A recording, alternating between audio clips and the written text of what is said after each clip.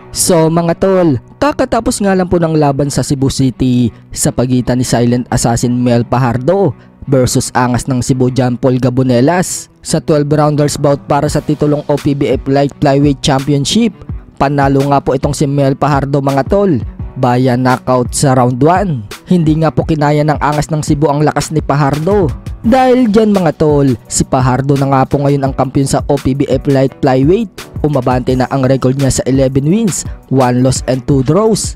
Habang ito na ang pangalawang talo ni angas ng Cebu sa professional career niya sa boxing. Bumagsak na ang record sa 10 wins and 2 losses. Sa kabilang banda naman mga tol, matapos nga pong patulugin sa round 7 ni Anthony Joshua itong si Helenius sa laban nila nito lang linggo. Kaparehas nga po ng ginawa ni Deontay Wilder na pinatulog din si Helenius. Pero pagdating kay Wilder, sa round 1 lang niya pinatulog itong si Helenius. Habang si Anthony Joshua, sa round 7 pinatulog si Helenius. So hinamon nga po ni Anthony Joshua itong si Deontay Wilder at target daw na labanan si Wilder sa January sa susunod na taon sa Saudi Arabia. Pagmamalaki ni Anthony Joshua, may game plan umano sila kung paano talunin itong si Deontay Wilder. May mental step nga daw na gagawin si Joshua kung paano daw i-handle ang power ni Wilder. Para nga din po kay Anthony Joshua, magiging game of chess daw ang laban nila ni Wilder.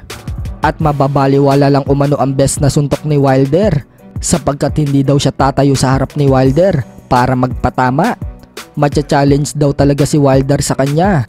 Samantala naman mga tol, nakuwanan nga po ng video si Oscar Valdez na emosyonal habang naglalakad palabas ng arena matapos siyang bugbugin ni Emmanuel Navarrete at talunin via unanimous decision. Grabe nga po ang natamong pinsala ni Oscar Valdez, talagang nagsara ang mata niya. Habang si Navarrete, napakakinis pa ng muka.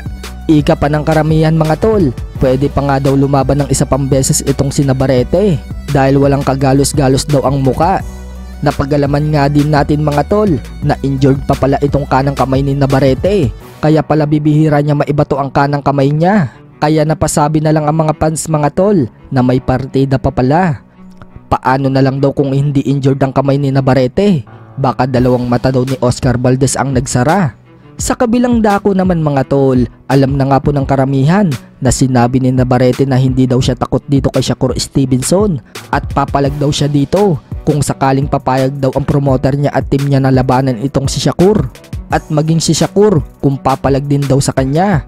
Pero para naman po sa mga eksperto mga tol, ang match daw talaga na pwedeng makatapat ni Navarrete ay itong si Vasily Lomachenko.